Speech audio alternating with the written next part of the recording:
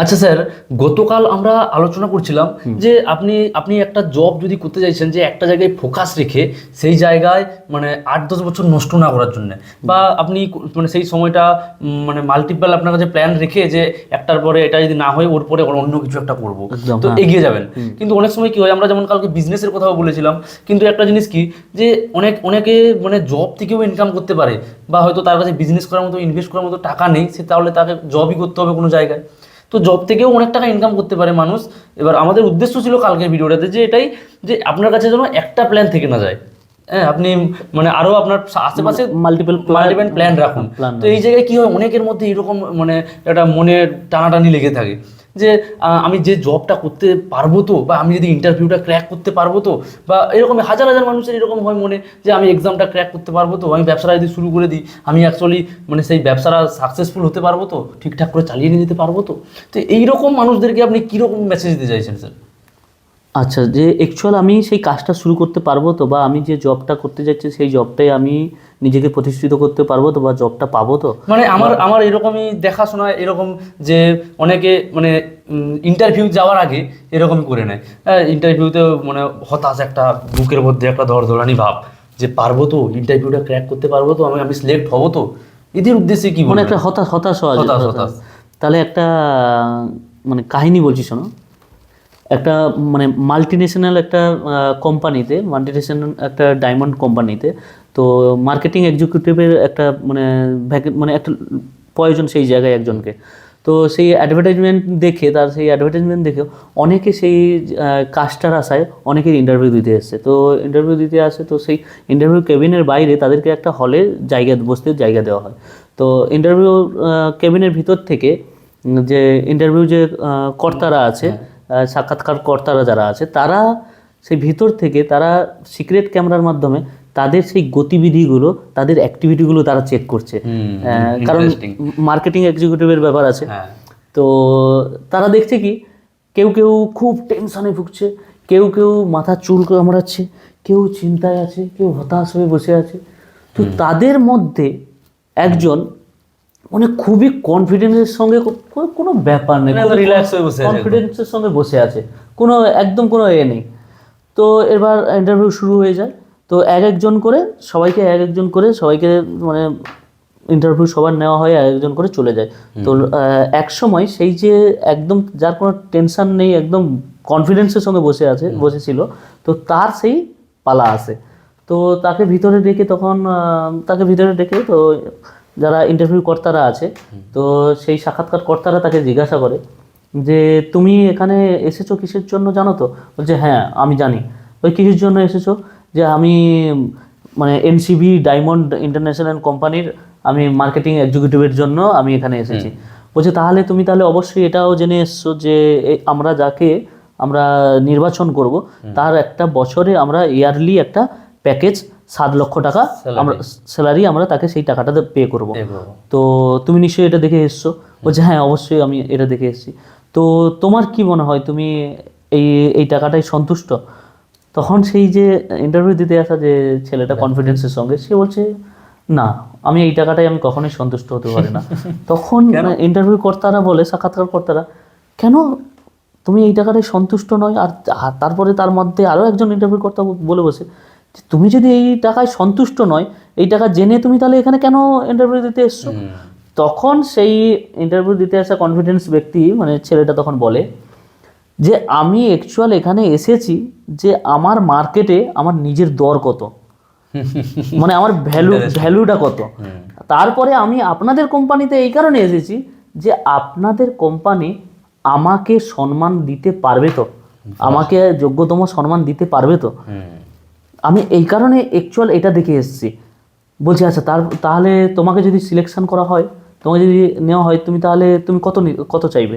তুমি এটাই বলছো তুমি সন্তুষ্ট নয়, তাহলে তুমি কত চাইবে? তখন বললো আমি 9.5 লক্ষ টাকা আমি মানে ইয়ারলি প্যাকেজ নেব। 9.5 লক্ষ টাকা ইয়ারলি প্যাকেজ নেবে কেন? বলছে আমি 9.5 লক্ষ টাকা ইয়ারলি প্যাকেজ এই কারণে নেব না, কারণ আমি 7 লক্ষ টাকা আমি অন্য জায়গায় আমি কামিয়ে নিতে পারবো। আমি 9.5 লক্ষ টাকা এই কারণে আমি এই প্যাকেজটা নেব যে অ্যাকচুয়াল আমি এই কোম্পানিতে যদি নিজের নিজের নিজেকে একদম অর্পণ করে দেই। বা আপনারা যদি চান যে আপনাদের কোম্পানিতে কেউ সমস্ত নিড দিয়ে কাজ মানে করুক, মন প্রাণ দিয়ে একদম কোম্পানিকে গ্রোথের জন্য কোম্পানির হয়ে একদম কাজ করুক, তাহলে আমি এর জন্য আমি 9.5 লক্ষ টাকা নেবো। বলছি 2.5 লক্ষ টাকা বেশি? আমি যে বলছি, তখন বলছে হ্যাঁ একদম, কারণ আমি আপনার কোম্পানিতে আমি নিজের নিড এবং নিজের সমস্ত অর্পণ করে দিয়ে আমি কাজ করতে চাই, তাই আমাকে 2.5 লক্ষ টাকা বেশি পে করতে হবে। মানে আমি যেহেতু আপনার কোম্পানিতে আমার মন প্রাণ, আমার যতটা ক্ষমতা, মানে আমার 100% 200% যদি আমি দিই, তাহলে সেইখানে আমি যেন টেনশন মুক্ত থাকি আমার ব্যাকগ্রাউন্ড থেকে, বা মানে আমার ওটাই মানে আমি যে তোমার কোম্পানিকে সমস্ত কিছু পে করব, হ্যাঁ আমিও যেন তুমি যেরকম একটা কোম্পানি বা তোমার যেরকম একটা তোমার কাছে কাজ রিল্যাক্স থাকো, আমিও রিল্যাক্স, তুমি যেরকম চাইছো তোমার একজন মানে স্টাফ তোমার কোম্পানির জন্য একদম সবকিছু সবকিছু মন প্রাণ দিয়ে জন্য একদম কোম্পানিকে দাঁড় করার জন্য মজবুতভাবে কাজ করে, তো তেমন ঠিকই সেই স্টাফটারও একটা আছে, হোপ আছে যে আমি কোম্পানিকে আমার নিডটা যেমন দেবো, আমিও কোম্পানির থেকে তেমন আমি বুঝে নেব একদম। তো এই কারণে আমি 2.5 লক্ষ টাকা বেশি চাই। তখন সেই যে মানে ইন্টারভিউ নেওয়ার যে সাক্ষাৎকারকর্তারা, তারা নিজেদের মধ্যে খুব মানে একটা আনন্দের মধ্যে একটা মানে হয় যে, কারণ তারা এইরকমই একটা মানে কি বলে কনফিডেন্স পাগল, কাজের পাগল, এরকমই একটা মানুষকে খুঁজছিল। তো তাকে সেই ব্যক্তিকে তখন সেই কাজে তাকে সিলেকশন করে নেওয়া হয়। তো এখান থেকে মানে এই কাহিনী থেকে মানে এই যে ছোট্ট একটা ইন্টারভিউ দেওয়ার ঘটনা থেকে এটা থেকে কী শেখা যায় বলো তো, যে তোমার জীবনে যতই হতাশা থাকুক না কেন, তোমার জীবনে তুমি যতই এই চিন্তা করো না আমি কাজটা কি পারবো, আমি এত টাকা ইনভেস্ট করে দিচ্ছি ব্যবসাটা যদি গ্রোথ আনতে না পারি, মানে ওই যতই তোমার মধ্যে দুশ্চিন্তা থাকুক না কেন, কিন্তু কাজ করার সময় যদি তোমার মধ্যে দুশ্চিন্তা থাকে বা হতাশা থাকে, তুমি কখনোই পারবে না। তাই তোমাকে সবসময় পজিটিভলি, কনফিডেন্টলি তোমাকে সবার সামনে নিজেকে পেশ করতে হবে, তবে কি যে তোমার সামনের ব্যক্তি তোমার থেকে প্রভাবিত হবে। মানে কথা হচ্ছে পেহলে দর্শনধারী, তারপরে গুণ বিচারী। তুমি কোথাও ইন্টারভিউ দিতে যাচ্ছ, তুমি যে জায়গায় কাজের জন্য যাচ্ছ, যে আমি সেই কাজটা পারবো, তো যদি তুমি সেই কাজটায় নিজেকে প্রিপেয়ার করো ঠিকভাবে, নিজে কনফিডেন্স দিতে পারো, কেন পারবে না তুমি সেই কাজটা করতে? মানে বুক কষ্টে দুঃখে বা ভয়ে ফেটে যাচ্ছে, কিন্তু মুখ যেন না ফোটে। একদম মানে তোমাকে সামনের ব্যক্তির কাছে কখনো কারোর কাছে তোমাকে কান্দো মুখ নিয়ে তোমার কারোর কাছে সামনে পেশ করলে নিজেকে হবে না, বা একটা নিজের মধ্যে একদম মানে হতাশা সবকিছু দূর করে নিজেকে একদম কনফিডেন্টলি সব জায়গায়, সে বিজনেসের ক্ষেত্রে হোক বা চাকরির ক্ষেত্রে হোক, কাজের জায়গায় হোক, সব জায়গায় তোমাকে কনফিডেন্টলি ফেস করতে হবে। যেমন দেখো বিজনেসের ক্ষেত্রে বলি, কিছু প্রপার্টি আছে দেখবে, বিজনেস প্রপার্টি আছে দেখবে, একদম কি বলা যায় মানে যে বিজনেস আগে কি লুক দর্শনধারী, প্রথমে সেল কি হবে, বিজনেস কিভাবে কোন জায়গায় যাবে, সবকিছু ডিপেন্ড করে কিন্তু ফার্স্ট লুকের উপরে এক্স্যাক্টলি।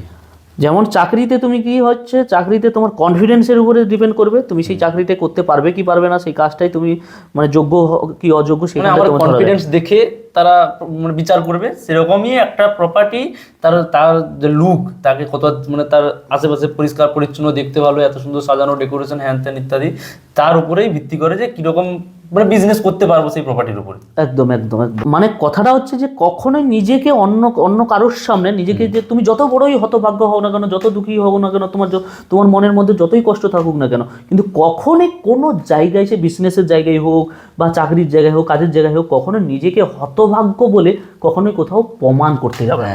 একদম মানে আমি জব করতে হয়তো আমার ভয় লাগছে, আমি এখান থেকে বুঝলাম স্যারের এটা স্টোরিটা থেকে, যে ধরুন আমার কোথাও ভয় লাগছে যে আমি এটা পারবো কি পারবো না, ব্যবসাটা আমি করতে পারবো কি পারবো না, কিন্তু এইসব ভাবনাগুলো আপনার মনে অবশ্যই থাকবে, সবার মনে থাকে, কিন্তু এটাকে ওভারকাম করে আপনাকে এগিয়ে যেতে হবে কনফিডেন্সের সঙ্গে।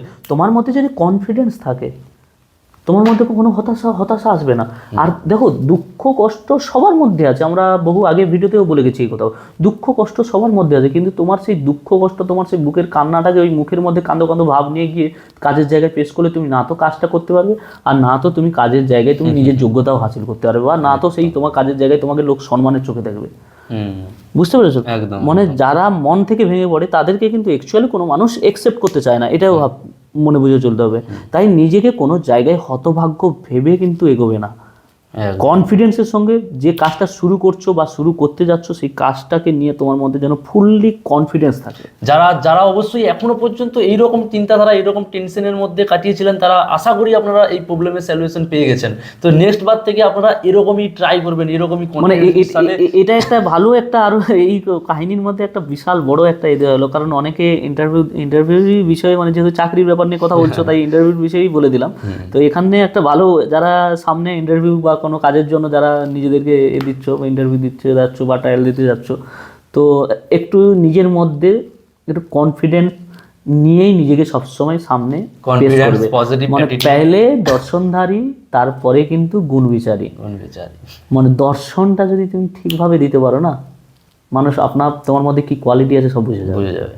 তুমি যদি ওই হতাশ হয়ে যাও, নিরাশ হয়ে যাও, সে বুঝে যাবে যে তুমি তার কোম্পানিকে উপরে নিয়ে যাবে না নিচে গাড়ায় ঢোকাবে। তো একদম কনফিডেন্সের সঙ্গে যাও, নিজেকে হতভাগ্য ভাববে না। যতই তোমার জীবনে যতই হতাশা থাকুক না কেন, কিন্তু কখনোই নিজেকে হতভাগ্য ভাবতে যাবে না। একদম।